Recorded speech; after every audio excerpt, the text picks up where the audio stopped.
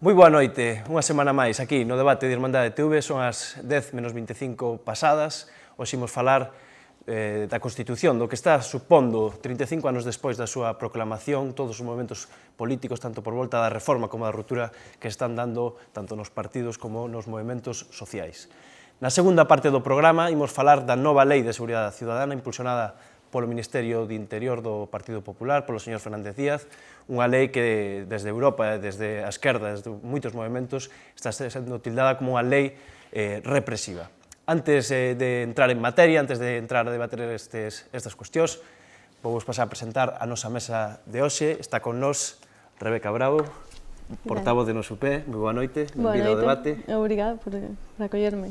Que te parece as nosas instalacións? A verdade é que é sorprendente, en tan pouco tempo como medra. Dentro de nada xa estudos de primeira categoría. Bueno, os poucos, pero vamos indo. Tamén está con nós Xavier Villar Trillo, profesor de Ciencia Política na USC e na UNED. Moi contento, personalmente, de que estexe aquí, porque o meu titor de Ciencias Políticas, benvido. Ben, moito obrigado por ser chamado. Bueno, pois vamos a falar destas cuestións, a ver que hai no escenario político. E para completar a nosa mesa, Manuel Barreiro, presidente da Fundación Praza Pública. Boa noite, un placer compartir con vos este espacio de información e debate. Bueno, benvido. Antes de entrar en materia, se vos parece, imos ver un pouco que foi a sucesión, o período constitucional de consolidación, o que foron os momentos máis importantes que nos permiten comprender por que chegamos hasta aquí. Vamos comezar co ano 1969, cando Juan Carlos I de España asume as leis fundamentais do réxime e, polo tanto, colócase como sucesor de Francisco Franco. Rodeado por la expectación de una inmensa multitud que le aclama, Su Excelencia el Jefe del Estado llega al Palacio de las Cortes para presidir una jornada de incalculable trascendencia histórica, puesto que va a dirigir a los procuradores y a toda la nación un importantísimo mensaje proponiendo a la persona que, como sucesor suyo, se hará cargo en su día de la jefatura del Estado a título de rey. En nombre de Dios y sobre los santos evangélicos, juráis lealtad a su excelencia al jefe del Estado y fidelidad a los principios del movimiento nacional y demás leyes fundamentales del reino. Sí, juro lealtad al jefe del Estado y fidelidad a los principios del movimiento nacional y demás leyes fundamentales del reino. Si así lo hiciereis, que Dios os lo premie, y si no, os lo demande.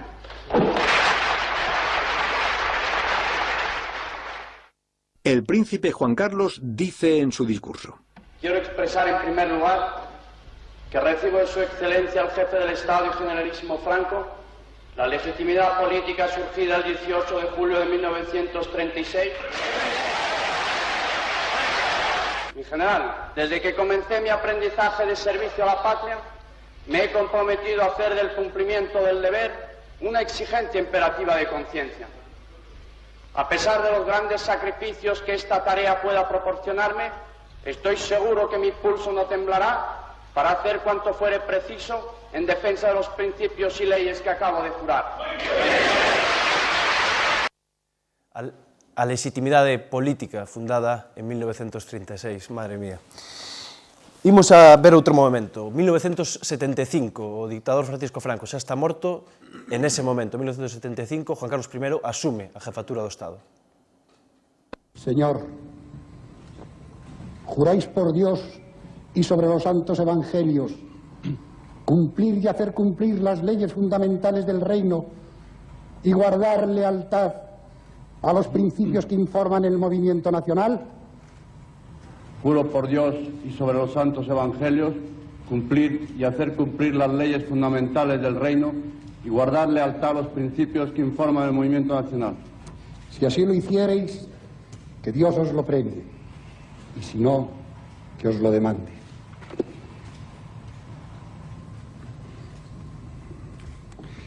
En nombre de las Cortes Españolas y del Consejo del Reino, manifestamos a la nación española que queda proclamado Rey de España don Juan Carlos de Borbón y Borbón, que reinará con el nombre de Juan Carlos I, señores procuradores, señores consejeros, desde la emoción en el recuerdo a Franco, ¡viva el rey! ¡Viva! ¡Viva España! ¡Viva!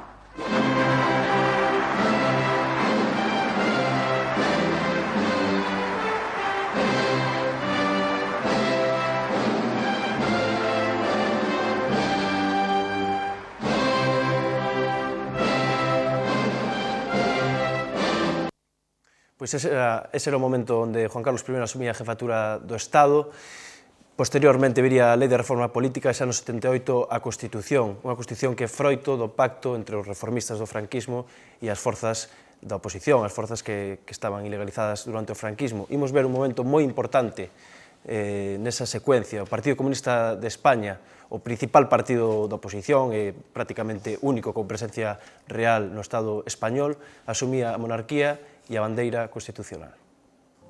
Hemos decidido colocar hoy aquí en la sala de reuniones del Comité Central, al lado de la bandera de nuestro partido, que sigue y seguirá siendo roja, la bandera con los colores oficiales del Estado. Junto a la bandera roja al otro lado del estrado, ha sido desplegada para la rueda de prensa una bandera española, roja y gualda. Es la primera vez que eso sucede en la historia del Partido Comunista. Pero Carrillo anuncia algo más. En los actos del partido, al lado de la bandera de este, figurará la bandera con los colores oficiales del Estado. Esa coa Constitución vixente, pois esta é a sucesión de presidentes até o de agora, até o Mariano Rajoy.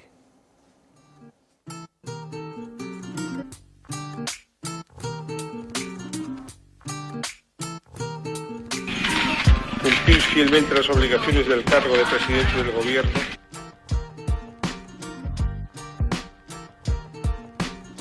Cumplir fielmente las obligaciones del cargo de presidente del gobierno con lealtad al rey.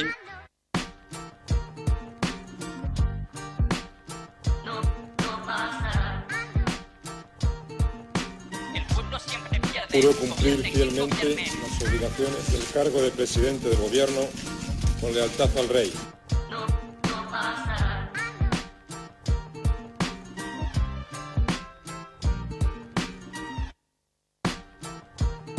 Cumplir fielmente las obligaciones del cargo de presidente del gobierno con lealtad al rey.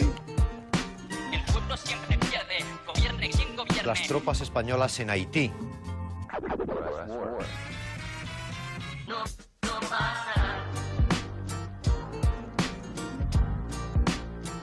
No pasará. No pasará. No pasará.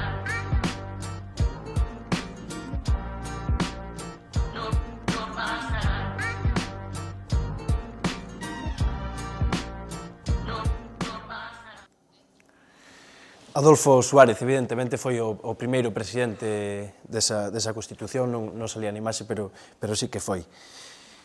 Bueno, comezamos este debate.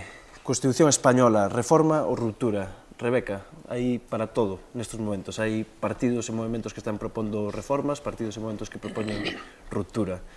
Que posibilidades 35 anos despois empezan a albiscar neste momento político? Bueno, de nosa Unidade Popular consideramos que non ten cabida ningún tipo de reforma da Constitución española.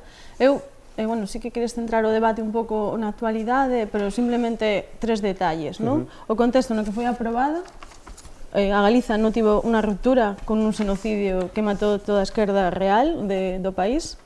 A Galiza non tivo unha ruptura con toda a acumulación capitalista que se viviu durante 40 anos polo fascismo, pola ditadura de Franco. Simplemente tivemos unha continuidade, non? Unha continuidade deses 40 anos de dor e de sufrimento a un texto que legitima todo ese pasado e que pon como presidente ou como xefe de Estado, eso que di a Constitución española, a que nomeou Franco, que morreu na cama, ao asesino de elefantes, e lembremos que morreu na cama, non? Ese é o detalle.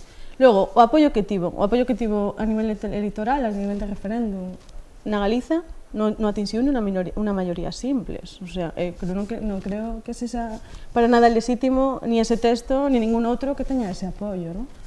E logo, por outro lado, o fin da aprobazón desa Constitución. Cal é o fin desa aprobazón?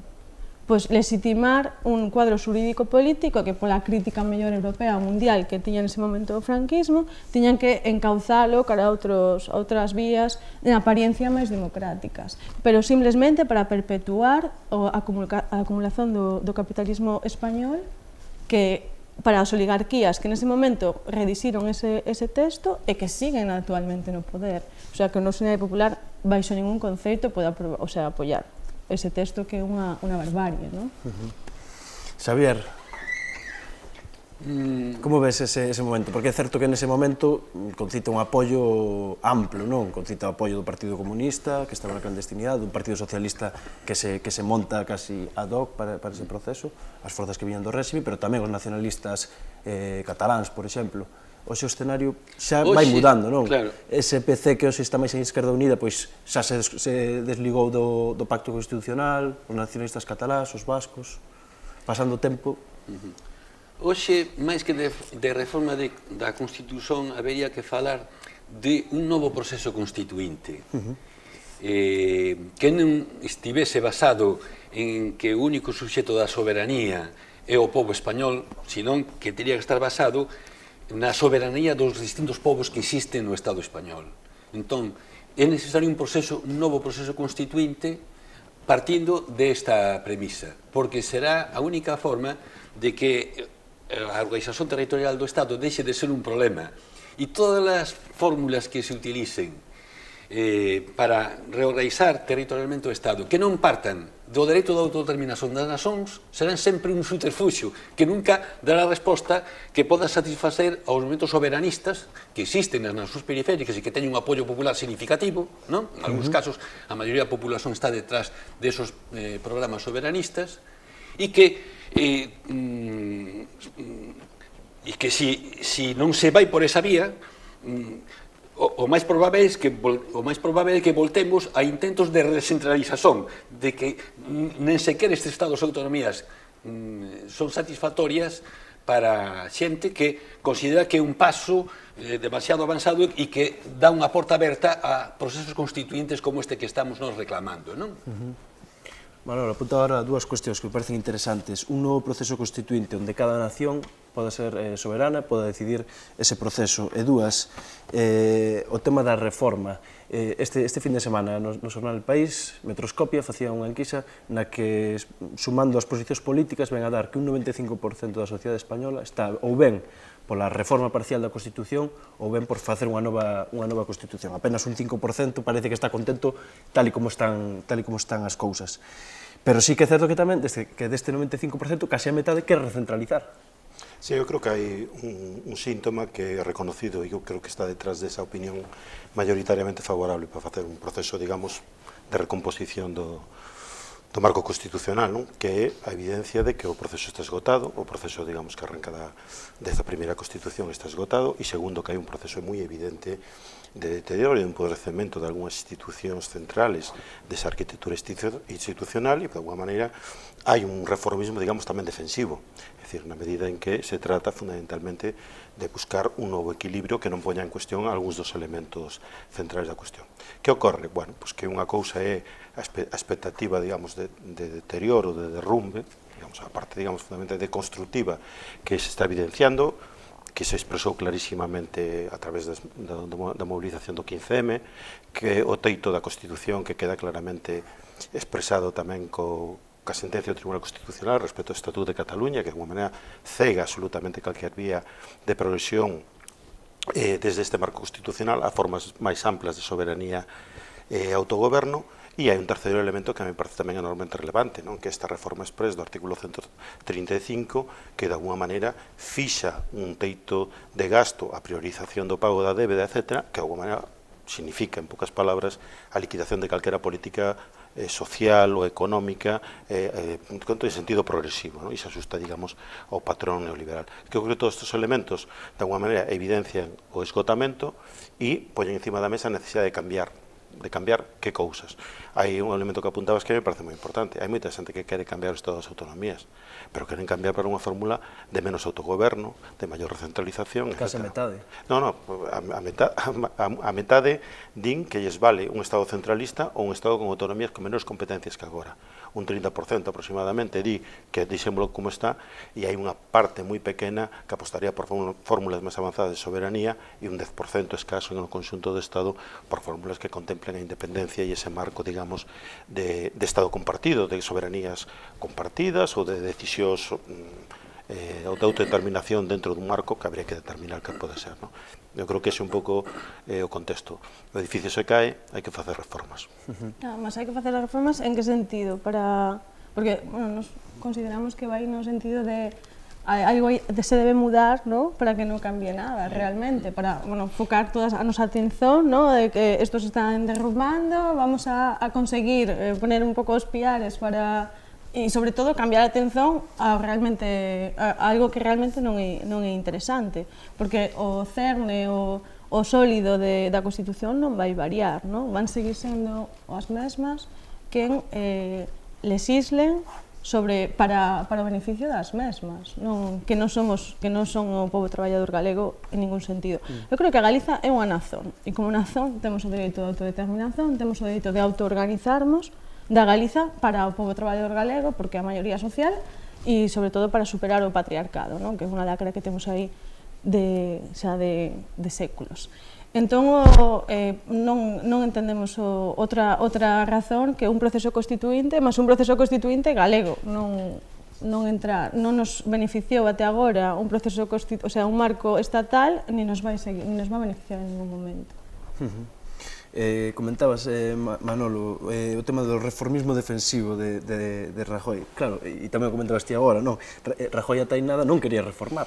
Eu creo que non queren, fundamentalmente hoxe... Non digo que queira, sino que o día 6 xa dixo isto de pódese reformar, para estar máis unidos, para...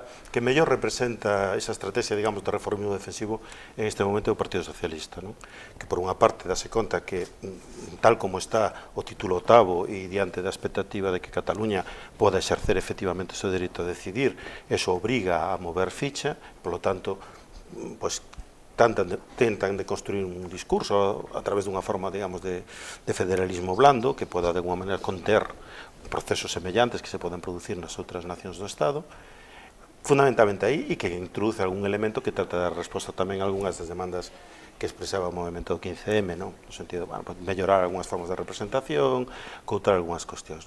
Eu creo que a posición do Partido Popular é unha posición basicamente inmobilista. O seu proxecto, un proxecto que teñen agora, que por acabar pronto, un proxecto, digamos, de austeritarismo, é dicir, unha combinación de políticas de austeridade e de recorte e de endurecemento das políticas represivas e, por tanto, de limitación de dereitos, a Constitución tal como está organizada, xa o están facendo. Que ocorre? Que o Partido Popular, evidentemente, tamén ten un plan B, e un plan B que, se produce a secesión ou a independencia de Cataluña, obviamente van a reestructurar o conxunto do Estado en un sentido moito máis recentralizador. Van a limitar, digamos, que outras nacións podan, de alguma maneira, emprender o camiño deso, e para eso está o artículo 155, creo que impide a suspensión dos dereitos de autogoberno que existen na actualidade. Sí, a través dunha maioría simple no Senado. Cunha maioría... Absoluta, perdón. Sí, unha maioría bipartidista chega. Sí, bipartidista, se chegaría cos votos do PP e nun escenario de aquí a pouco, pois, cos do PP e do PSOE. Xavier. Solucións intermedias como a do Estado Federal propugnada polo Partido Socialista Obreiro Español son reveladoras de que se non se afronta o problema da organización territorial do Estado desde o principio da autodeterminación das nacións, non se encontrará unha solución adecuada. Por que? O federalismo hoxe, dos que se proclaman federalistas, non é un auténtico federalismo. é a última trincheira do unitarismo estatal español. Refúxanse no federalismo para evitar que o soberanismo vaya máis para adiante. E a única forma de integrar os soberanistas desde unha óptica federal, ou mesmo desde unha óptica unitaria, no sentido de manter a unidade política do Estado, pero con formas de tipo federal ou confederal, sería facela desde esta perspectiva, porque non hai federación sin autodeterminación. A federación é un libre pacto de unión. Se as partes que se federan non son libres para decidir federarse, se impón o federalismo desde Madrid mediante un toque de corneta dun órgano central do Estado como son as Cortes, as Asambleas Legislativas do Estado español, iso non é un auténtico proceso federal constituinte. Hai que darlle protagonismo ás realidades nacionais e é esa única forma de entregar os elementos soberanistas da periferia, porque non tenían por que darlle ou participar nun proceso de federalización do Estado se parte da autodeterminación. E tamén sería a forma de frear os intentos de contrarreforma, de voltar a formas centralizadas do Estado, porque iso só se pode parar desde unha óptica que vaya alén de un simple Estado federal decidido desde os órganos centrais do Estado español.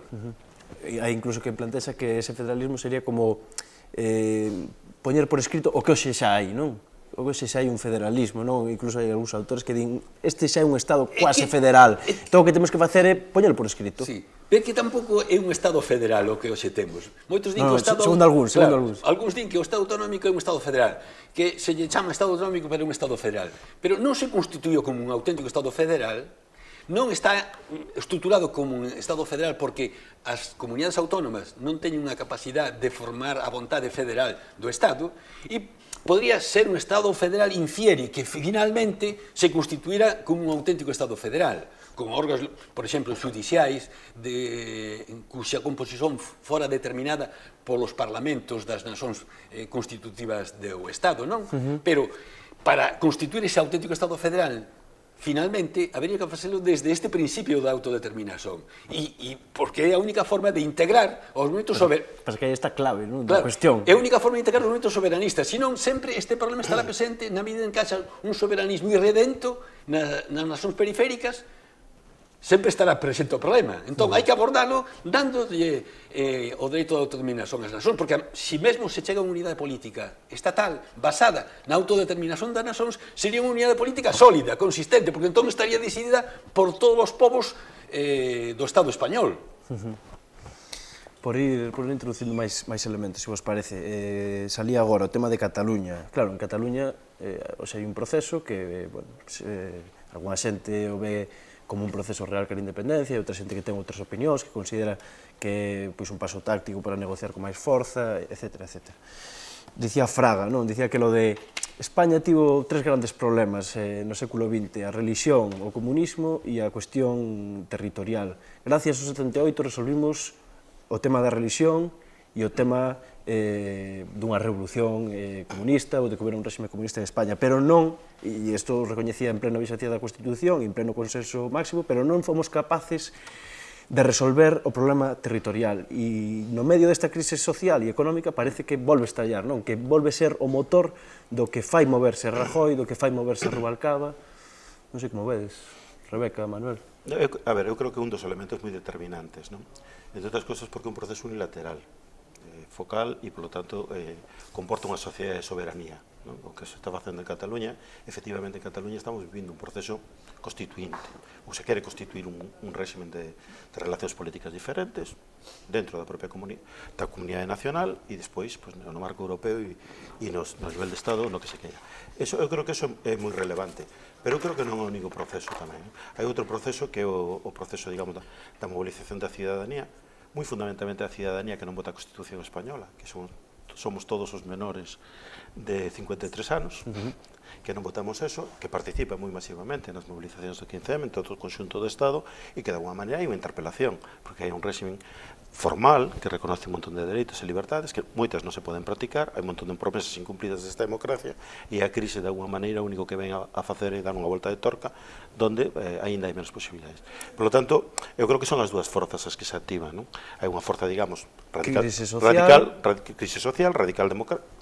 desde o punto de vista democrático que inclúe moitos elementos, a uns apuntaba a Rebeca, de cuestionamento de valores fundamentales da construción do que, digamos, o discurso interpretativo fundamental, que damos eso que chamamos a cultura da transición, dos valores, moitas cuestións que están postas en discusión.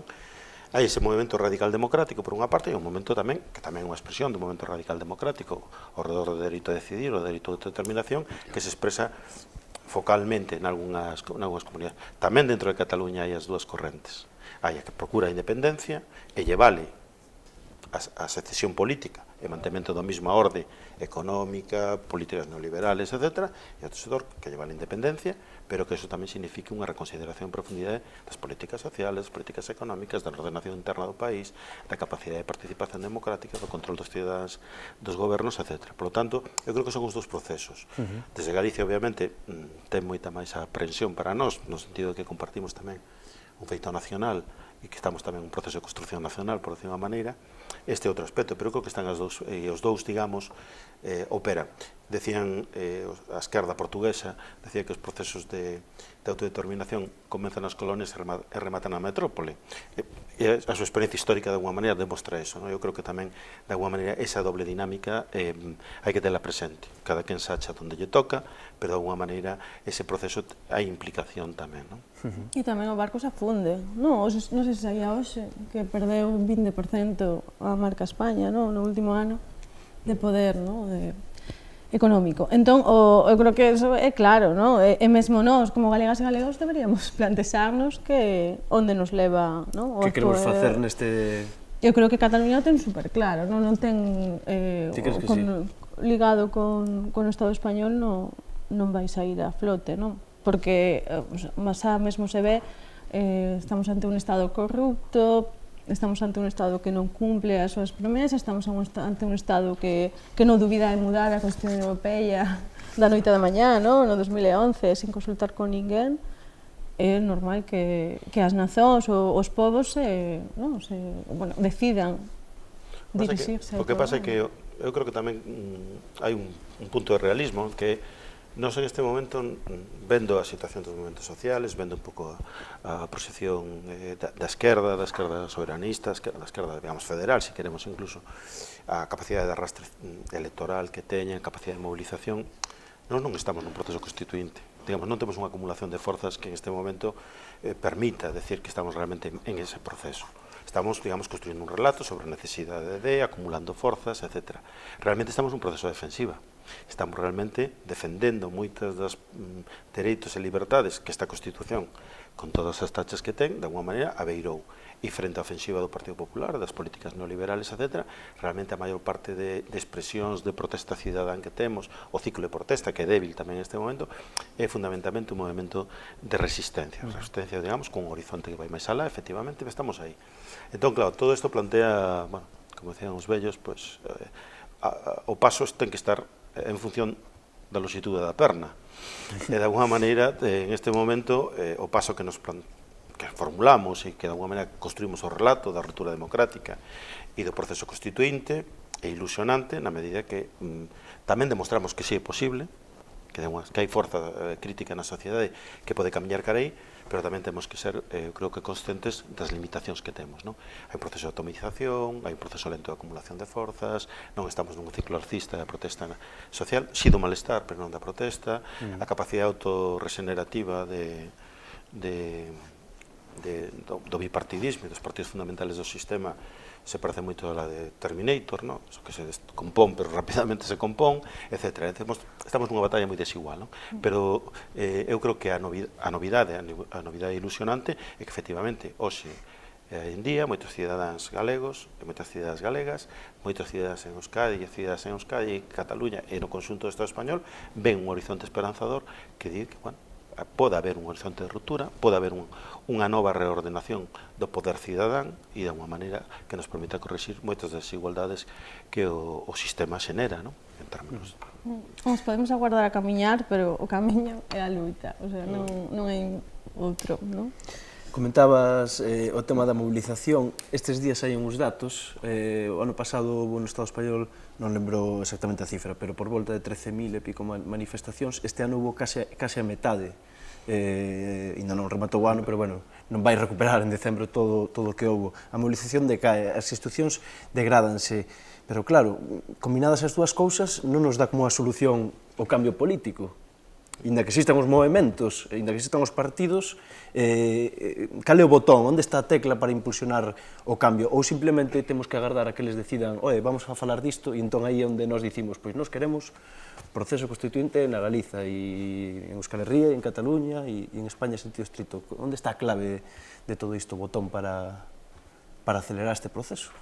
Pois na movilización popular, como demostra o caso de Cataluña, que ten colocada a cuestión do dereito a decidir a través dunha movilización cidadá e con un apoio mayoritario da populación a través de campañas movilizadoras. Entón, isto vería que facelo na nosa nación e a nivel estatal, desde unha óptica democrática española, pero respeitosa da diversidade plurilingüística e plurinacional do Estado, e desde unha perspectiva democrática, mobilizar os partidos nacionais estatais españois democráticos deberían de asumir esta reivindicación e apoiala, porque sería a forma de edificar unha unidade política estatal sólida, porque estaría basada na libre decisión das nacións que a constitúen. Se foi posible o proceso de transición despois dunha ditadura férrea de 40 anos e nunha situación internacional menos favorável, na época da Guerra Fría, con blocos ideolóxicos moi rígidos, hoxe, con unha democracia mínimamente consolidada, nunha unión dentro do cuadro da Unión Europea, non sería factible un novo proceso constituinte que dera resposta a este problema, que é o problema máis grave que ten o Estado español, no cual eu séntome, aínda que hai problemas de tipo económico, social, o desemprego, ou a crise económica, ou incluso a mesma forma de Estado. Esta forma de Estado monárquica non ten unha legitimación democrática, porque antes de someter a referéndum o texto da Constitución teríase que haber sometido a referéndum da populación á forma de Estado, si monarquía ou república, que fora o que acontecera en Italia cando se afunde o fascismo ou rematada a Segunda Guerra Mundial. Antes de que se sometera a referéndum o texto constitucional, someteuse a referéndum da populación á forma de Estado. Aquí foi xa no paquete, por si acaso. Entón, aquí hai unha falta de legitimación democrática das institucións desde esta óptica. Entón é moito máis necesario un proceso constituinte que dé a resposta seria a esta problemática. Comentaba ahora Xavier, o tema internacional, cambiou o escenario internacional, ou xa hai unha integración a nivel europeo enorme. Como se pode combinar estas vontades rupturistas, tanto no eixo da esquerda como no eixo nacional, cos obxectivos da Unión Europea, porque, ao fin e ao cabo, estamos no sur de Europa, hai uns compromisos co euro, hai uns compromisos de déficit, é dicir, hoxe romper non só é romper con este Estado, sino que tamén é romper, de alguma maneira, cos seus aliados ou coa xente que lle está poñendo a barreira, bueno, non sei como dicilo, pero... Sí, hai un problema adicional, non? Que a soberanía, a capacidade decisoria que teñen os Estados hoxe é infinitamente menor, en aspectos moi relevantes, no ámbito económico dun modo bastante claro. Co cal, non é só pode darse unha paradoxa que ti teñas un proceso político, digamos, máis maduro, pero teñas un marco de restriccións no marco económico, que fundamentalmente que son esas grandes, as traves maestras do que serían as políticas neoliberales, que fagan moito menos eficaz o teu poder político en términos de igualdade e de redistribución efectiva da riqueza. Que ese é un dos problemas que plantea o artigo 135, que de alguma maneira proscribe calquera fórmula da bella socialdemocracia, porque hai un teito de gasto que non se vai a poder sobardar, e incluso desde ese punto de vista, un elemento limitativo. A ver, eu creo que están os dous, o proceso será europeo. O proceso? O proceso de ruptura tamén e de reconfiguración de novos espacios para a soberanía das nacións será un proceso europeo tamén. E eu creo que irá vinculado tamén fundamentalmente, ou debería ir, ou debemos procurar que vaya vinculado fundamentalmente a un proceso de discusión das políticas neoliberales e, polo tanto, tamén do marco económico e dos déficit fundamentalísimos que ten as institucións europeas desde o punto de vista democrático. Digamos, polo tanto, se hai estes vistos das nacións, é unha achega tamén un proceso de revolución democrática no espacio europeo. si non hai que poñerse fora dese espacio, non? E eu creo que neste sentido o debate que se está producindo no sector da esquerda respecto dun horizonte pos-euro, por decirlo de unha maneira, tamén ten algún valor no sentido que permite tamén unha certa acumulación de forzas para ir testando se existe posibilidade ou non, eso é máis dubidoso, de que se poda abrir unha vía de políticas económicas que escapen fundamentalmente eso, non? Non é moi fácil facer perspectiva en este momento, non? Porque, digamos, o peso central que en este momento ten Alemanha fundamentalmente na construción, non Alemanha como goberno, ou como paquete de políticas, máis que, pois eu creo que determina un elemento moi limitativo tamén, moito máis limitativo que pensamos, desde en términos de economía, de novo modelo de produción, do punto de vista de ecolóxico, etc. Digamos, todo isto é certo que decía Villar Trillo, por unha parte hai un ambiente máis esponsoso e que posiblemente nos permita unha maior capacidade de interlocución democrática con outros movimentos, etc. E ao mesmo tempo hai moitas máis límites, paredes invisibles que de alguma maneira poden tamén abafar o impulso popular polo cambio, non? Que está aí. Pero a actual composición da Unión Europea é a Unión Europea dos mercados, a Unión Europea do intervencionismo, a Unión Europea que decide o que a Galiza debe pescar, o que a Galiza debe recoller na súa terra, o que a quen debe vender os seus produtos extractivos. Esa é a Galiza que estamos vivindo, desde a súa Constitución. Eu creo que Galiza, se non é plenamente soberana, non se formula ou reformula esa Unión Europea para a Unión Europea das nazóns e non dos estados, a Unión Europea das persoas e non dos mercados, non nos aporta absolutamente nada. Si vos parece, antes de darche a palabra, Xavier, para ir xa fechando, esta mesa saliu varias veces, acumulación de forzas, movilización, demostrar que hai vontade, que hai necesidade. Como podemos facer esta acumulación de forzas neste país, con que aliados, con que forzas e con que rumbo? Perdona, que che quitaba a palabra, para ir por introducir elementos. Simplemente un apuntamento sobre a cuestión do modelo da Unión Europea.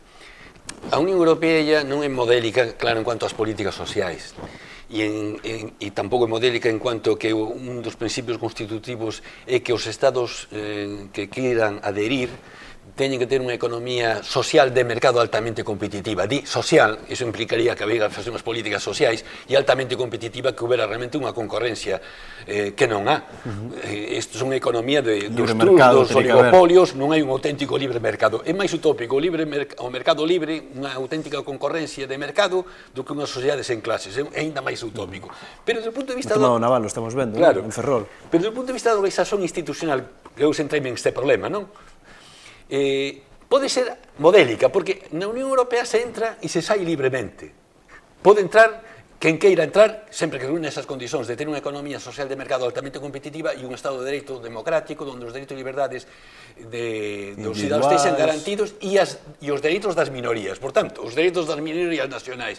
Entón, se se pode entrar e sair libremente, por que non, e ten unha estrutura semifederal, quasi confederal, flexible, aberta, en onde hai estados que están integrados no euro e outros non, entón, por que non adoptar ese modelo institucional para reestruturar os estados membros da Unión Europea?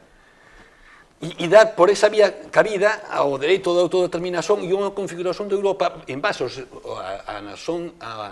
a unha Europa dos povos, non?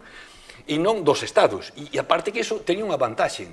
Unha Europa dos povos evitaría a leadership dos grandes estados europeos como Alemanha, Gran Bretaña, França, porque estar desconstruídos e estar Europa constituída en base ás nacións que ainda hoxe non teñen estado, pois sería unha forma de relativizar ese poder hexemónico que teñen os grandes estados, como é o caso de Alemanha, dentro da estrutura europea, non? Pois... Manuel, falamos do tema de acumulación de forzas, alianzas... Aí cal é a fórmula? Bueno, a fórmula é pasos cortos e ollada longa, non? É dicir, eu creo que hai que primeiro compartir unha certa visión estratégica, conseguir facer un enunciado do problema que sea sumativo para as distintas esquerdas que existen no conxunto do Estado. Eu creo que aí se está avanzando, lentamente, pero está avanzando. Necesitamos estrategias de moi corto alcance, fundamentalmente en termos de resistencia, de protección de dereitos e liberdades que están sendo amenazados e, polo tanto, un movimento de resistencia democrática indiscutible, un movimento de alcance medio, fundamentalmente para a construción de novas formas de facer política en clave de empoderamento para os que non teñen poder en este momento, fundamentalmente para a socialización do poder entre amplas maiorías cidadáns que non poden hai dificultades para exercerlo, non teñen as capacidades para facelo, e un horizonte, digamos, de factible do que sería, digamos, un novo proceso constituinte, non? Decilo é bastante fácil, poñerlle a carga, a masa crítica necesaria en cada un dos procesos é difícil e poñerlle calendario ainda moito máis difícil, non? Pero, bueno, efectivamente, se iniciou ese proceso estuvo 35 anos bloqueado. E neste momento o que, de alguma maneira, está en riba da mesa é que está aberto e, polo tanto, o campo do posible é moito máis amplo hoxe co que era hai 10 anos. Polo tanto, eu creo que a esquerda si ten algunha función histórica e a creación de novas oportunidades e ese é o tempo que nos toca vivir agora. O campo está aberto, di Barreiro. Rebeca, para fechar, alianzas, perspectivas. Como esencia de luitas, saídas a esta situación. Sí, o sectoriais, locais, eu creo que hai movimento, hai luitas concretas, non? Que reivindica o seu dereito á vivenda. Demasiada dispersión, ás veces, das loitas se cadra, non? Tamén. O desemprego, os sectores productivos que caen, o naval. Hai luitas, o que non hai é quen as vertebre. Quen as vertebre, quen as coordine. Tamén asambleas amplias, comunicación, non? Concordancias con diferentes sectores. Mas nós, a verdade é que sí que creemos na autoorganización do povo galego. Estricto sensu. Logo, xa cando xa consigamos iso, xa poderemos falar de outras alianzas, non? Xavier, para fechar, que xa me están aquí falando. Penso que habería que acumular forzas desde a perspectiva do paradigma democrático, unificar a todos os demócratas de todo o mundo unídevos, no sentido de que, en base a ese paradigma, se poden entrar en forzas de centro, incluso de dereita, en proxectos como o reconhecimento do dereito de autodeterminación das nacións ou o dereito a decidir. Poñamos o exemplo do dereito a decidir da consulta. Como é posible? Se é posible que unha empresa de consulting pudera consultar a todos os cataláns, costaría moitos cuartos, pero podía consultar a todos os cataláns e, en cambio, o presidente da Generalitat de Cataluña, que ten o apoio mayoritario dos cidadáns de Cataluña, non pode consultar aos cidadáns nunha democracia que se pretende avanzada, porque no preámbulo da Constitución Española se di que a nación española proclama a Constitución co objetivo de chegar a alcanzar unha democracia avanzada. Entón, esta é unha democracia na que siquiera a xente se pode consultar. O sea, unha parte do povo español non se pode consultar. Mesmo estamos vendo inquéritos de opinión en donde se ve que en Cataluña e no País Vasco son máis favorables a unha reforma da Constitución porque non hai unha resposta adecuada ao problema territorial, non? Entón, se unha empresa pode consultar os cataláns e os vascos e se ve a opinión dos vascos e dos cataláns, como non se pode institucionalmente permitir que os cataláns se consulten? Claro, como ten un valor en significado político, habría que dar unha resposta política. Podría ser utilizado como un mandato democrático. Claro, un mandato democrático, entón, aquí, acumular forzas desde o paradigma democrático. Sabes que pasa? Que se podemos decidir o que queremos ser como nación, temos o dereito igualmente a decidir calquera política. Claro, económica. E polo tanto, esa segunda volta, ese proceso, digamos, radical, democrático, é o que se trata de cortar tamén en Cataluña. Que se poda decidir en términos de soberanía e en términos de ciudadanía. Exacto. Bueno, pois con ese apunte de Manuel Barreiro, vamos dar por fechado este bloque. Quero agradecervos as tres. Rebeca, moitas gracias. A vos. Manuel, moito obrigado. Xavier, moito obrigado. Xa teremos máis ocasión de seguir falando a fondo deste tema, porque me parece que nos próximos meses van ser productivos neste ámbito, eleccións europeas e todo o que poda pasar. Imos ver agora un vídeo do que pode pasar se te manifestas e se gravas a policía, o que pode pasar. Vamos a ver o vídeo e despois o comentamos con Millán Fernández e a abogada Sheila Fernández.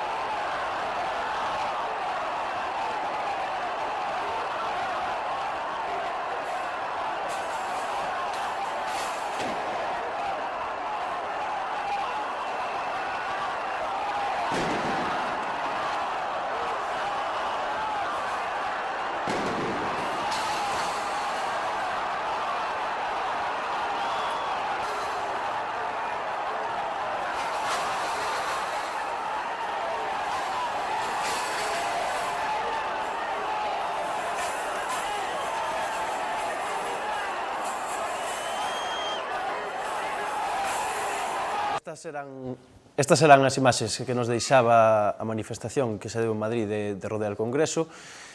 O Ministerio de Interior quere legislar sobre esta cuestión concretamente. Unha das cuestións que lle preocupa, manifestarse ante as institucións, pero tamén fotografiar policías, incluso cando cometen delitos. Antes de entrar en profundidade, xa están comigo na mesa, Sheila Fernández, abogada. Hola, moi boas noites. Moi boa noite. A ver se descubrimos cal son un pouco as claves da nova lei de seguridade ciudadana. E a miña esquerda, pois, todo un coñecido xa para a nosa audiencia, Millán Fernández. Moi boas, Aurelio. Moi boa noite. Gracias. Bueno, pois, estamos vendo agora o que foi a movilización de rodear o Congreso, da Coordinadora 25S, unha das cuestións sobre as que se quere legislar precisamente sobre os métodos e formas de manifestación ou de movilización que antes falábamos na mesa anterior, que son os que poden xenerar novos escenarios políticos ou novas oportunidades. Precisamente eso o que significa, é unha reacción do poder precisamente ante os escenarios que se poden abrir. Chámanlle Lei de Seguridade Cidadá cun nome un tanto orwelliano, non? Porque realmente é o contrario. Eu retomo unha viñeta que viña hoxe en El País del Roto, que é moi boa, que dice que, bueno, cuando hablamos de seguridad, obviamente nos referimos a la nuestra. Era un gravatado, non? Falando do tema. E retomo tamén o que están falando os editoriais estranxeiros como os da BBC ou The Guardian, que falan dun proceso de autoritarismo, incluso chegan a calificar dunha norma neofranquista, non? E Garza tamén co que falou antes Manolo Barreiro, que denominou o austeritarismo, que é un concepto tal que combina eses elementos de política económica de austeridade con a implantación dunhas democracias autoritarias. E, bueno, basicamente eso é o que significa esta lei, que ademais entra todo un paquete represivo, é un pack inteiro, porque ven acompañada da reforma do Código Penal de Gallardón, ven acompañada da Lei de Seguridade Privada, onde, por exemplo, a seguridade privada pode incluso a partir de agora comezar a deter e a facer o que fai a policía, o sea, as forzas públicas. Intervencións que tíamos asociadas máis a policía, non? Claro, entón é todo un pack represivo para evitar a movilización e todo isto. Todo isto.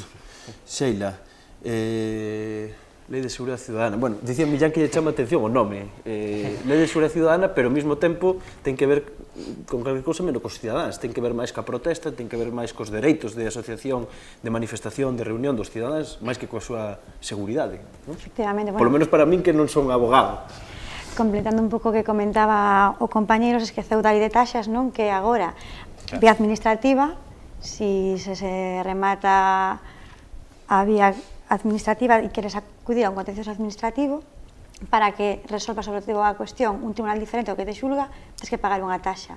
E ademais unha reforma do Consello Xeral do Poder Judicial. Entón, todo lote, se xa existía pouca separación de poderes e pouco Estado democrático de dereito, deixan a situación bastante a tambalear, como poñen de manifesto medios internacionais, incluso a propia Consello de Europa, non?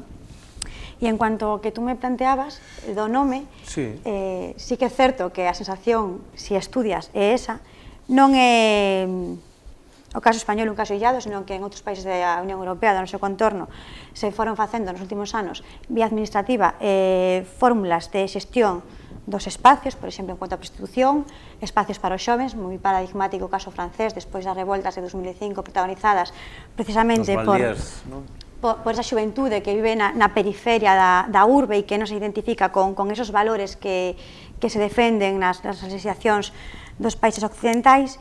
E, ademais, esta norma, se ten algo que chama bastante atención e collemos os datos dos artigos que contempla, vemos que é máis amplia que a anterior lei Corcuera, que xa era bastante represiva no seu momento e que modificara as leyes fundamentais que herdábamos do franquismo.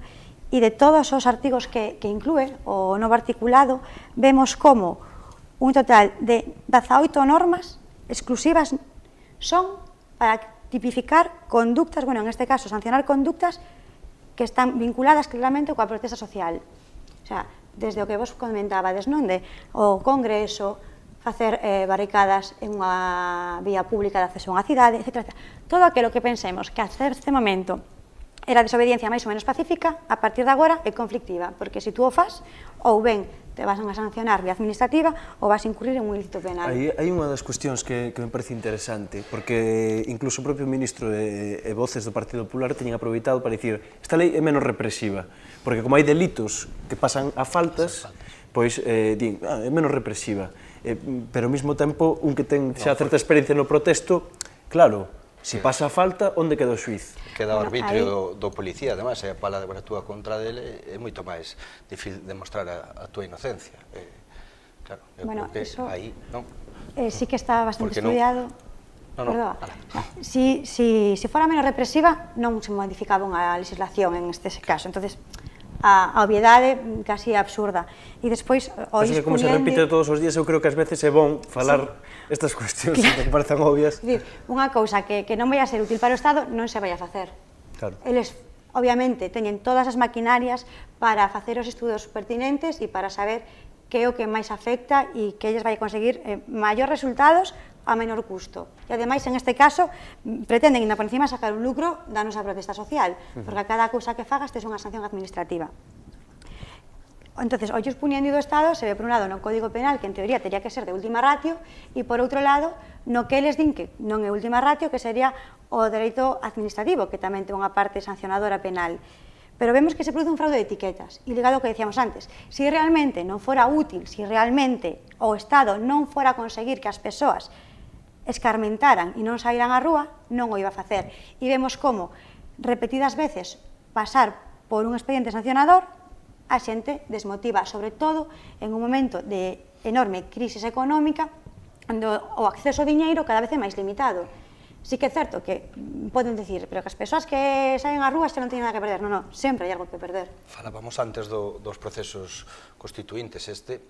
Todo isto acompañado, todo o PAC que ven con todo o que está pasando a nivel social, se isto lle sumamos estes endurecementos punitivos, todo isto, este é o verdadeiro proceso constituinte da dereita. É dicir, a dereita cando goberna sen complexos e goberna aplicando o seu proxecto ideolóxico, que tamén é ese, ter a xente calada, ter a xente recluída nas casas e sin protestar. Ademais, cando hai unha emerxencia social tan inmensa, como está pasando en certos sectores da sociedade. E non só se endurecen as penas, sino tamén esta cuestión das garantías. A mí particularmente preocupa, porque incluso afecta ao que é os pilares, ou certos pilares do Estado liberal democrático, do modelo deles que defenden e que lles gusta. Dos dereitos e liberdades fundamentais, ademais, porque ao final é o dereito de reunión, o dereito de asociación, etc.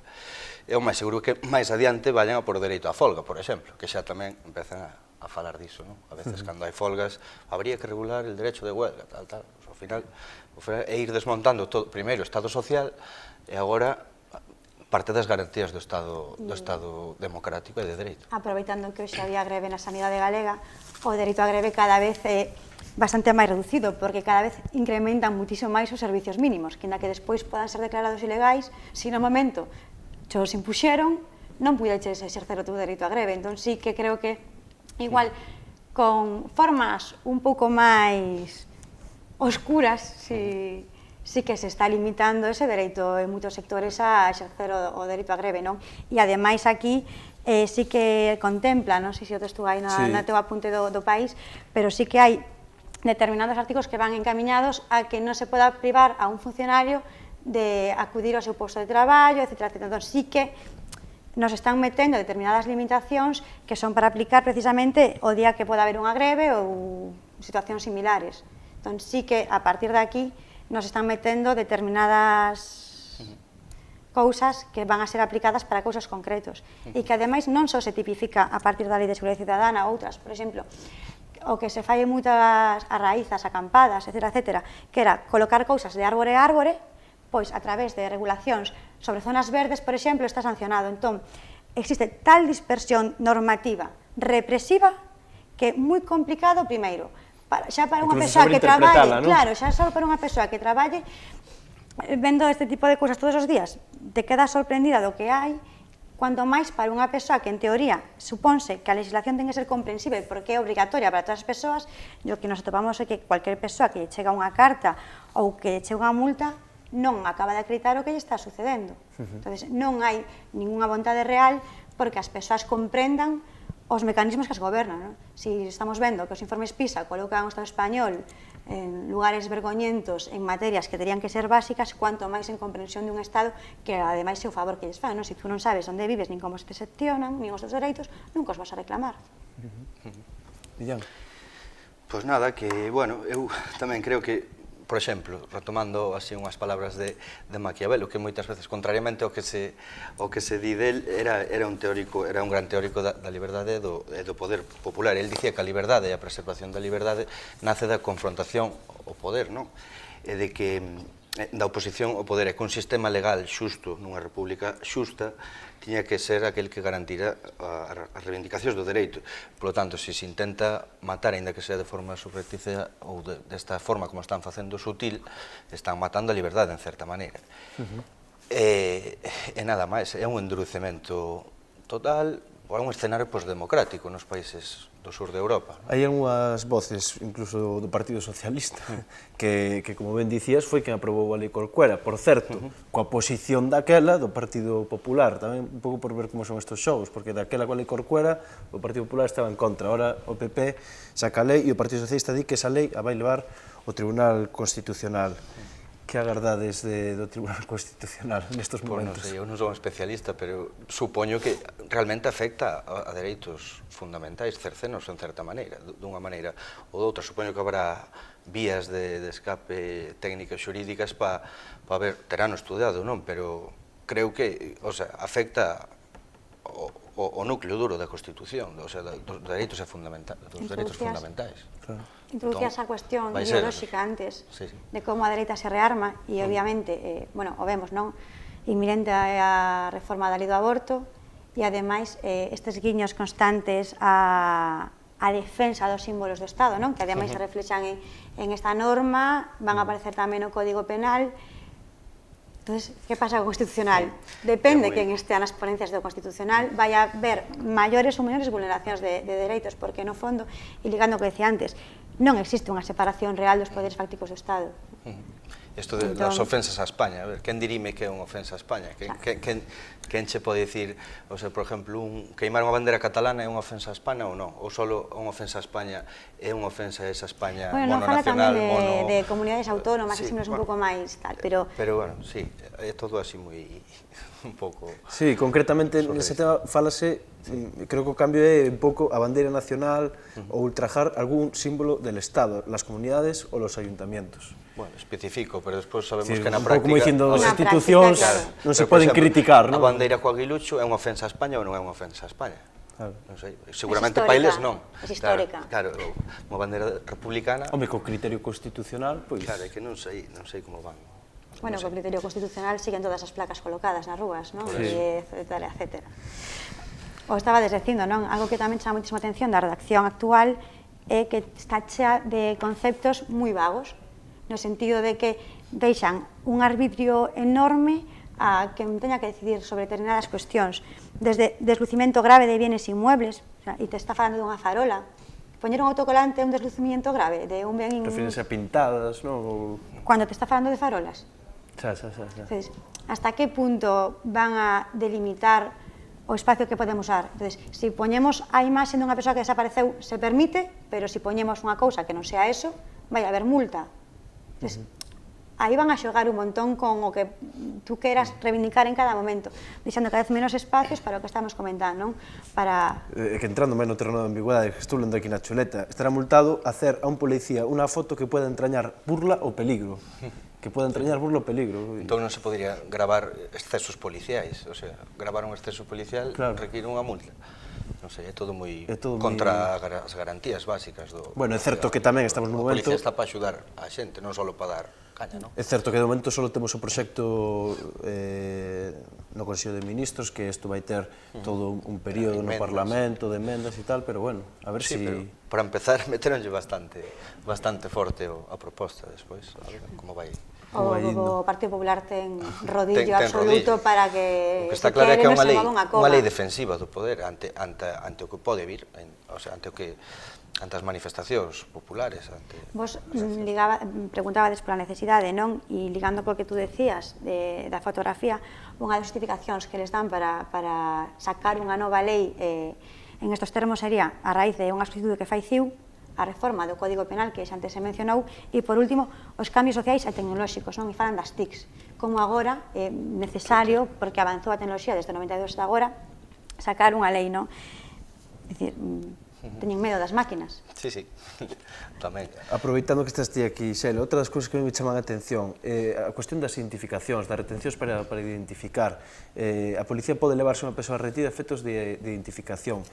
Por exemplo, en Bélxica, xa facendo unha comparativa con Europa, antes Millán ti comentabas en BBC, de Guardia, non, que están criticando isto. En Bélxica non poden, directamente non poden, ten que haber un motivo, bueno, non sei cal é concretamente o mecanismo, pero aquí te poden levar para reter, para tomar os teus datos. Eu creo que o tema É certo que sempre hai motivación, digamos, por motivos de seguridade ou por motivos deste tipo, non? Pero tamén é como un chicle neste aspecto, dicir, que cando te poden levar retido, cando non. Como facían hasta agora, cando lles dean a gana, e sobre todo ligado co tema dos migrantes, que esta lei é bastante heavy tamén para determinados colectivos como pode ser este. Entonces, unha práctica usual que había por parte da policía era moitas veces sacar esa documentación e despois nin siquiera entregarla. Entón, en función das necesidades que vayan a ter de criar ficheiros e ter persoas registradas ou retidas en función das necesidades de sacar persoas do país, etc., tirarán dese tipo de normas.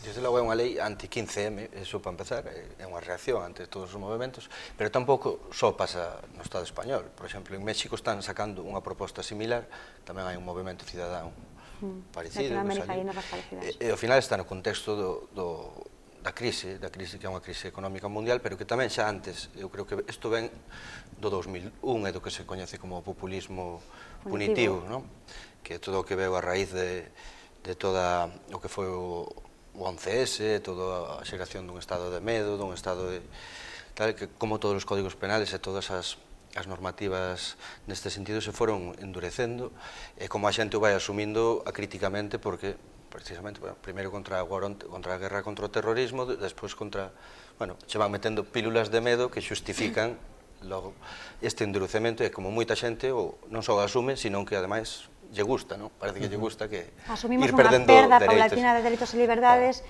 en favor dun ben superior que nunca vai chegar, non? A seguridade tamén se xunta con as revelacións do caso de Snowden e todo isto, si tú apuntas estadísticas sobre cual é a sensación de risco na que vive a xente síntese moi segura no Estado español. Ademais, non hai índices de criminalidade alarmantes, todo o contrario. É dos máis baixos de Europa. Dos máis baixos. Pero está a población hai maior población nas cárceles. Ligando co que falabades antes, da aprobación do texto constitucional, incrementouse o número de persoas recluídas en un 750%, o sea, 750%. É impresionante. En que período, máis ou menos? Desde que se aprobou a Constitución até agora. Respecto ao franquismo? Sí, respecto ao período... As cárceles están superpoboadas, máis que en ningún lugar de Europa. Para ir rematando, porque xa ven aí correndo o comentario de Carlos Morais. Millán, ti que agardas fronte a esta lei? Agardas unha resposta ampla? Agardas movilización? Pois non sei, como decía Manolo Barreiro antes, é difícil facer prospeccións nesta situación. Eu agardo que a xente algún día reaccione de algún xeito, non? Porque claro, como non protestemos antes, cuidado, isto hai que protestar antes. Hai que protestar antes de que entre en vigor, pois senón, claro, se vai o bolsillo. Non sei, agardo que a xente reaccione algún día de alguna forma, e que, claro, canto máis che queiran tapar a boca, máis que irás berrar, non? E que, bueno, que é bastante obsceno que haxa tanta man de ferro co pobo e tanta luva de seda cos poderosos, que os corruptos sigan impunes completamente, e que a xente que se ensañen así cos que simplemente queren un pouco de xustiza social e liberdade. Bueno, Xeila, quero agradecerche que estiveras aquí, e nada, pois intentarei abusar da túa confianza para o futuro para que nos axudes a entender esta lei. e as medidas que se van implementando, porque parece que a cousa vai un poquinho para os próximos meses tamén. Se deixaránnos fórmulas máis creativas de desobediencia civil se chega a aprobar, non? Moito obrigado, Sheila. Bueno, te obrigada. Millán, moito obrigado. Vamos ir a ver agora o comentario de Carlos Morais. Ahora ven Víctor Xiadás, se che parece, pois quedas por aquí. Quedamos con Víctor. Vale, perfecto. Vamos a ver o comentario de Carlos Morais. Esta semana sí, está con nós reflexionando sobre os temas de hoxe, sobre a Constitución, sobre o que representou o aniversario da Constitución e sobre o que representa a nova lei tamén do que deu de sí a recente Asamblea Nacional de Nós Unidade Popular.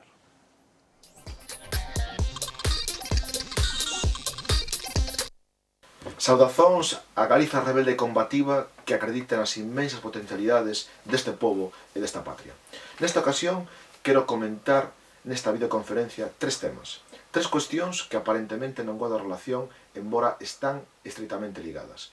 6 de decembro, o regime español emanado do posfranquismo conmemora o día da súa Constitución. Esta Carta Magna foi pactuada na segunda restauración borbónica polo franquismo travestido en partidos democráticos, as forzas políticas socialdemócratas e socialliberais PC e PSOE, con a dereita nacionalista catalana e vasca de Convergencia, Unió e o PNV. Constitución que perpetúa a economía de mercado e o patriarcado, Constitución que impón a unidade indivisible de España, alén dunha monarquía tutelada polo mesmo exército golpista de 1936. O regime apresenta a Constitución de 1978 como un texto sagrado de supersticiosa adhesión e indiscutível veneración. Mas a realidade desminte este fetiche. A totalidade dos dereitos consagrados no texto son negados na práctica. Nen dereito ao traballo, nen dereito á vivenda, nen dereito á educación, nen á sanidade, nen a viver con dignidade, nen dereito á igualdade entre mulleres e homes existe neste cárcere de povos chamada España. Na sexta feira pasada, o ministro español de Interior, na presentación perante os medios de comunicación da enganosa Lei de Seguridade Cidadá, deu a coñecer un novo ataque á liberdade de expresión. O ministro de Interior e, por tanto, o máximo representante das forzas represivas españolas anunciou que o Consello de Ministros presidido por Mariano Raxoi aprobou unha nova sanción contra as ofensas e ultraxes a España. O obxectivo disto é seguir impondo a Constitución de 1978. Constitución, por iso, o regime se está armando até os dentes e aprobando leis represivas que vulneran as liberdades básicas. Para o goberno bandido e corrupto do Partido Popular, lanzar palabras de orden ou levar faixas contra España ou seus símbolos poden ser castigados con multas administrativas de até 30.000 euros. De facto, cualquier persoa que a día de hoxe ou nos últimos meses teña asistido a unha manifestación pudo comprobar como no inicio do protesto a policía anota as palabras de orden e quen asina as faixas dos manifestantes, igual que no franquismo. A esquerda independentista e socialista galega realizou un importante congreso. Na terra na que tivo lugar en 1846 a batalla de Cacheiras, actualmente Concello de Teo, tivo lugar a sétima Asamblea Nacional de Nós Unidade Popular. Foi un importante congreso non só porque no UP ratificou a estrategia independentista, socialista e feminista contra a ofensiva do capitalismo español e da Unión Europea.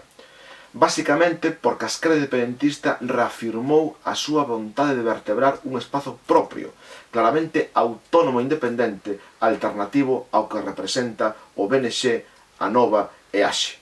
Con esta decisión, nos UP non só deixa claro que non pretende ser nin axir como un apéndice de ninguén, manifesta que vai arredobrar as súas forzas para consolidar unha terceira vía, claramente diferenciada das outras dúas grandes expresións da esquerda nacional. Na anterior videocolumna analizaba a antagónica política de alianzas no seo da esquerda nacional. Porén, esta profunda diferencia cualitativa entre a Nova e o BNG non poden agochar as enormes coincidencias que apresentan a hora de promover unha similar estrategia electoral. A marxen da intervención e da mobilización de masas que promove o corpo e o contorno do BNG e a práctica exclusivamente parlamentar e mediática de Anova, diferencias cualitativas, as direccións de ambas forzas coinciden na defensa do gradualismo parlamentar. Ambas apostan polo curtopracismo electoral, alimentando falsas ilusións sobre as posibilidades de mudanzas pola vía parlamentar que alteren a situación de dependencia nacional, de exploración de clase e dominación de xénero. Mas a historia e a realidade actual desmente isto e constata a súa inviabilidade. A burguesía nunca vai a permitir que unha forza política, que un movimento político-social con vocación de imprimir mudanzas estruturais gañe unhas eleccións e, no caso de conseguilo, evitará que poda implementar o seu programa transformador. Aquí xa o fixo en 1936. O caso do Chile é paradigmático e leva anos tentando na Venezuela bolivariana e hai unha semana aplicou nas Honduras furtando a presidencia da República a Xiomara Castro. Por este motivo, sen desconsiderarmos nen desprezarmos a luita electoral parlamentar como unha parte esencial da combinación poliédrica das formas e métodos de luita para o éxito dun proceso de libertación nacional e social de xénero, considero acertadas as palabras de orden, as palabras do discurso da nova portavoz nacional de Nós Unidade Popular. Considero, pois, de grande interese os acordos desta sétima Asamblea Nacional de que, como é obvio, os medios de comunicación da burguesía española silenciaron. O futuro constatará se é realmente posible dotar de apoio de masas esta terceira vía, antisistémica e revolucionaria que promove no SUPE. Os desexos deben ser transformados en realidade. Isto só se logra con habilidade e bon traballo político, o cual é moito máis complexo que a elaboración e a aprobación dunhas teses congresuais. Ese era o comentario desta semana de Carlos Morais. Xa está con nós por aquí Víctor Xadás, como cada semana. Moi boa noite, Víctor. Boa noite.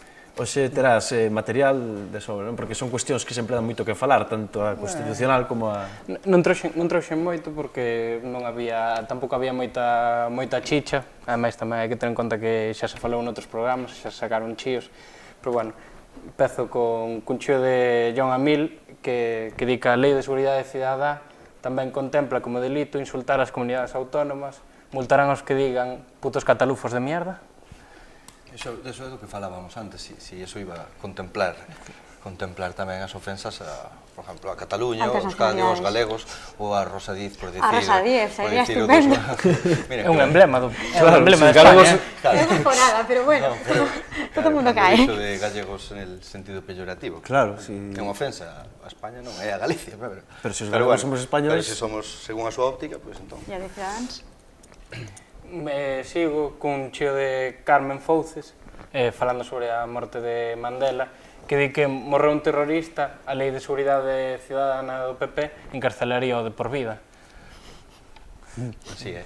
27 anos no cárcere non se din así.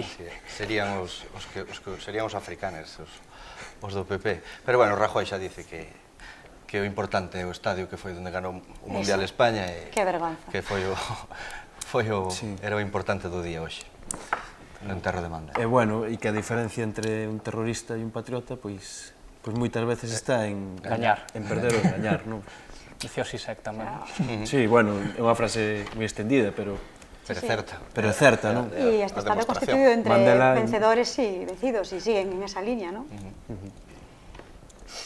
Sigo cun chío de Facu Díaz, que di, utiliza la prensa para generar miedo y coloque su ley de seguridad ciudadana sin problemas. Si llama ahora, se lleva 2 leyes. Que simpático. Dúas leyes son porque tamén está o tema da folga, que, aínda que non está na Lei de Seguridade Cidadán... Que lle van a atacar algún día. Este era de Facu Díaz, sí. O teu tocayo de... Homólogo en España, en la tuerca. O teu homólogo en la tuerca. Mandai un saúdo, que estamos en directo, hombre. Un saúdo a Facu. Ele é Twitter star, eu non, eu son un tío normalito.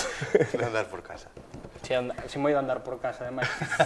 Por seguir con chíos sobre o tema da Constitución, de Azote Liberal, que falaba sobre o programa do outro día de La Sexta, de Anguita, que el dixo, di aquí, jaja, que Anguita esté reclamando el cumplimiento de la Constitución como primer paso para su utopía, debería alarmarnos a todos. Eso xa é indicativo, cando un comunista se aferra á Constitución simplemente para garantir un mínimo, é que está moi jodida a Constitución actual. A situación actual. Claro, no, é que non se cumple a Constitución en varios capítulos, xa, por lo menos no social. Claro, eu quero entender que sobre todo se refería pois aos elementos máis situados na esquerda social, non? Como a vivenda, quero entendelo, porque como sexa noutros como a indisoluble unidade ou a amenaza do exército, pois tal, non? A mí o que sí que me chama a atención tamén, pois antes o comentábamos, apenas un 5% se está situado con esta Constitución, non? Si que hai algúns que queren recentralizar e outros que se queren marchar, pero... Supoño que moito ten que ver tamén con un tema xeracional, non? Moita xente, xa todos os menores, creo que de 55, bueno, non sei. 50... Non sei exactamente. Sí, bueno, comentou antes Barreiro. Sí, pois nin siquiera participaron daquela época, non participamos, va. Entón xa é un tema que xa non te identificas con aquel consenso, con aquel... porque non participaxe, a ruptura do consenso. É isto que estamos vendo hoxe. Non votaches nin a OTAN, nin a Constitución, non votaches nada. Os alicerces desta nación están aí. Estamos non a Unión Europea e non la meteron, non? Co Tratado de Lisboa. O sea que a nosa capacidade de decisión é bastante limitada en estes tempos. Non, pero a Constitución é unha Constitución socialista, según moitos liberais. Outro día tamén co tema Anguita decía, Carlos Vázquez Padín decía que está moi claro que un comunista defende a Constitución española, quere dicir con a Constitución comunista. Bueno, que tamén quere dicir en que lugar está Padín, pero bueno. Que terá que vir aquí algún día, por certo, non? Que terá que vir, si nos está vendo, pois o emplazamos aquí a que veña, que aquí queremos debate. E como o PP pois costa tanto, pois oi. Por lo menos outro. E sigo con algún chío tamén da meseta, Paco Arnau, un señor de Twitter ao que non quero moi ben, pero bueno, ven comigo hoxe.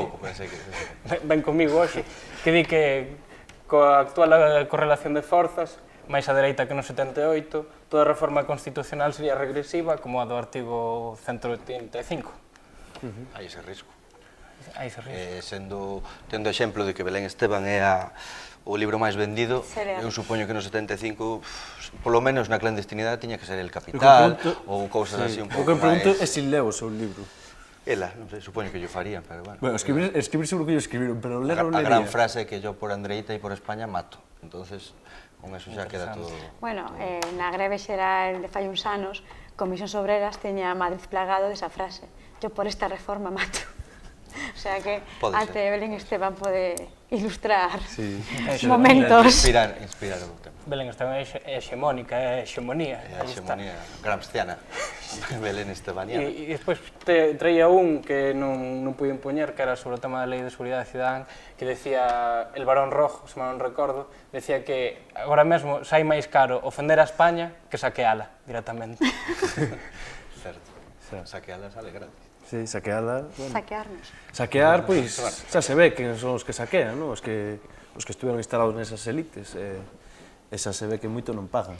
Incrementouse un 65% o delito de defraudación de capitais, dende o 2012 até agora. Bueno, e o que está pasando na Axencia Tributaria Española, non? Xa de socialistas.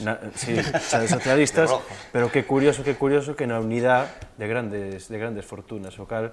Bueno, pois, aquí todos os pringados pagamos os impostos e damos un céntimo, nos veñen a piel, e aquí os máis listos negocian en riba dunha mesa, pagoche tanto, pagoche tanto. Están investigando casos como da Infanta, polo menos eligiron moi malo momento, escolleron un momento para ventilar e purgar esa xente, porque cheira mal. Pero existe a factura política? Lles vai pasar a factura política ao Partido Popular? Ou xa teñen tal grado de impunidade? Porque a veces parece que nin a prensa, nin a opinión pública lles fai mella en determinadas cousas, non? Esa cuestión, ao fin e ao cabo, non? Se isto non lles pasa factura, pois seguiremos 4 anos aquí no debate, comentando o que pasa. Pois a televisión valenciana, non? Que ao final privatizan, bueno, se la cargan e quen sale beneficiado é Piqué e outro socio de non sei quen. Bueno, temos que ir fechando, Víctor. Até a semana que ven. Ata a semana que ven é o noso último programa do ano. Así que, bueno, a ver que facemos. Tomas falsas, non?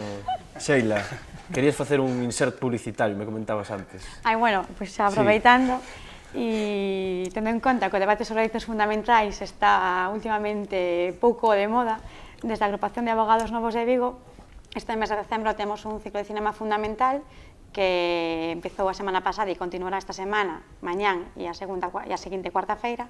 A mañá falaremos do tema de migración a través do filme Al oeste del Edén de Costa Gabras e a seguinte semana falaremos do sistema carcelario a través dun documentario abolicionista argentino que é Rejas, Suspiros e Llaves. Todo isto en Vigo. Queda desemplazados ao Bar Hipólito ás 9:15 da noite cerca de Praza da América.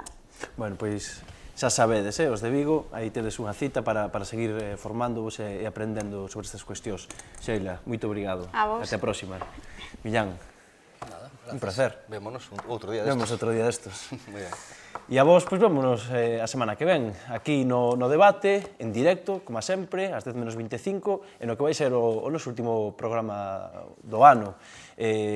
Agradecervos un poquinho por adiantado, pois a toda a xente que tedes estado aí, seguíndonos, que sodes moitos e moitas, e tamén aqueles todos os medios de comunicación que están pelexando xunto con nós por facer xornalismo, por facer construir medios de comunicación en galego e na rede. Por suposto, os nosos irmáns de Galiza no Cero, tamén outros proxectos audiovisuais, como Galiza Vídeos, Galiza Contrainfo, e en xeral, pois a todo o espectro dos medios de comunicación, porque os medios de comunicación como este, como Irmandade TV, non somos absolutamente nada sen o público, sen vos. E por iso tamén, pois, animarvos a que sigades apoiando estes medios na medida das vosas posibilidades, como consideredes oportuno. Que teñades unha moi boa noite e vémonos a semana que ven.